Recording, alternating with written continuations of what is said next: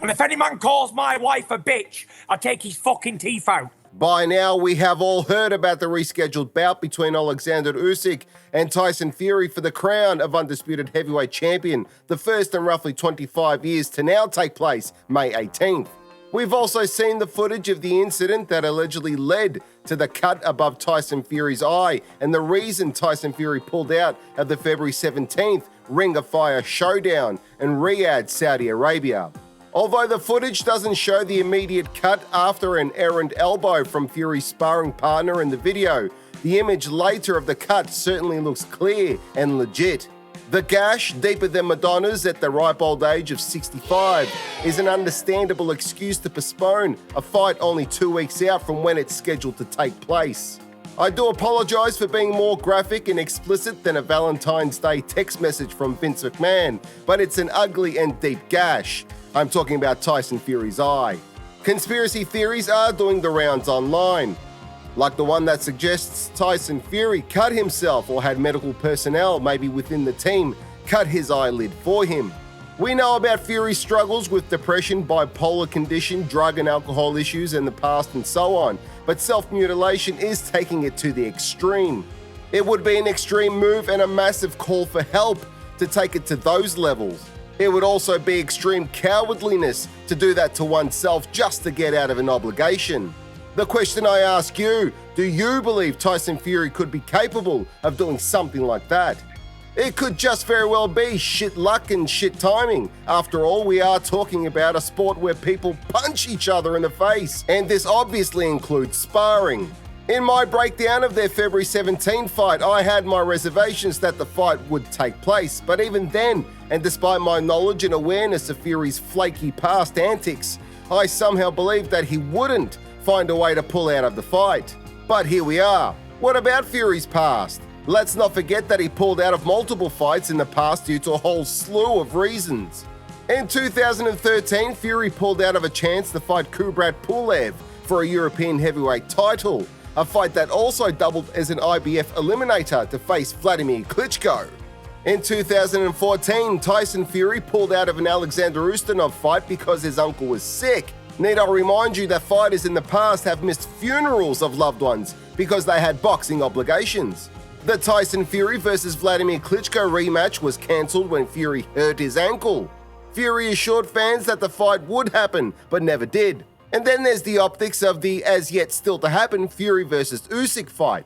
Fury explicitly stated early on that he had no interest in facing, in his own words, a middleweight. This was before the Usyk vs Joshua fight. And even if Usyk beat Joshua, Fury stated he believed fans wouldn't be interested in seeing him fight again, in his own words, a foreigner. Well, turns out people absolutely tuned in and turned out to watch Joshua fight that same foreigner. Twice.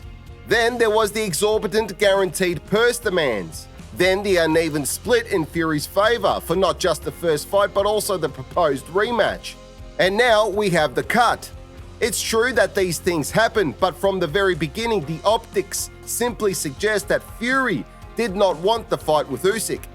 And let's not forget, Fury has also stated in the past that little guys give him trouble, and I think that's what he sees in Usyk, trouble. There is also a remote possibility that Fury is playing the long game of mental psych-outs, pushing Usyk and team to the very brink at the expense of everybody else. Then there's also the theory that Tyson never planned to fight Usyk and was simply getting and maintaining match fitness to finally face Anthony Joshua. Joshua, whether he wins or loses in his upcoming bout with Francis Ngannou, is nevertheless a monumentally massive night of domestic boxing between two rivals that guarantees a payday just as good, if not better, than an undisputed match would have between Fury and Usyk. Anthony Joshua, in my opinion, is a more beatable opponent than Usyk, and I think that's what Team Fury believes also. I don't think Fury is confident that he beats Usyk, but I think he absolutely thinks he beats Joshua. Joshua, who has lost 3 times before, TKO'd once. The theory goes, in Fury's mind, he avoids Usyk somehow, remains undefeated, and comes into the Joshua fight still a WBC champion to cash his final paycheck. Win or lose, it's a massive payday before riding off into the sunset. I Only one problem: Turki Al-Sheikh. His chicness looks like he's going to hold Tyson Fury's feet to the fire on this one. He is adamant that this fight happens and will penalize the fighter backing out of the May 18 bout a whopping $10 million. I suspect he didn't have Usyk in mind so much as he did Fury when he came up with the huge penalty fee.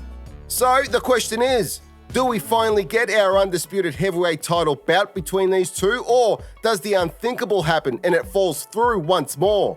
I have faith that Usyk does everything possible to get in that ring May 18th. Fury, on the other hand, I don't know. Could he actually back out once again and for the last time and risk becoming the biggest heel in boxing since Mike Tyson bit off Evander Holyfield's ear, or since Jorge Gonzalez and his unholy mullet graced the squared circle? Let me know what you think.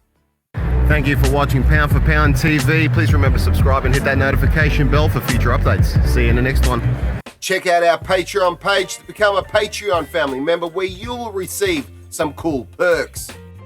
If you're looking for some new threads, we've got t-shirts, hoodies, and much, much more. So head on over to our Michael Akobi Pound for Pound TV stores. They can be found on Redbubble and Spreadshop. Join me on my travels and head on over to my other YouTube channel titled Barefoot and Free. There you can follow me as I traverse the many parts of our planet and occasionally get into a spot of bother. Nonetheless, it's always fun and entertaining. If you're struggling with some of life's obstacles and challenges, my book How to Get Out of Life Traps might just be the answer that you're looking for to help guide you through the difficult times. It's helped many get past some of their darkest moments, and it might do the same to you. You can purchase it on Amazon, where you can also find a wide range of my other works. Those works include screenplay to book adaptations, a fairly unique concept, with genres covering comedy, heist and revenge, drama, supernatural and crime, if that's more your cup of tea. You can find them by following the link provided.